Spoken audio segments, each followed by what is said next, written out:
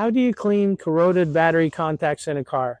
Welcome to Mercie J, where compassion and craftsmanship come together. I'm Rick Smith. So let's take a look at the battery on this car.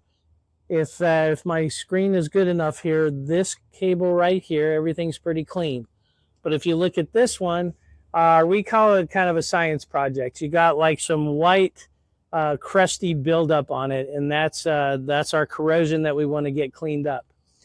Now, the first thing we want to be careful about when we clean corrosion off of a battery is if we wash that corrosion off, it can get onto other wires or connectors or even components that are underneath the battery. So what I recommend that you do is you use tons of water.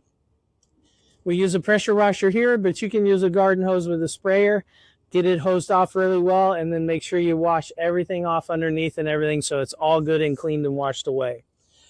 Once you've cleaned the exterior part of this, then we want to make sure that the contacts between the battery and the cable are nice and clean and tight.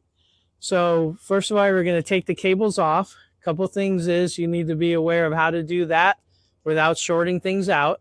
So normally take the negative one off first and then the positive one.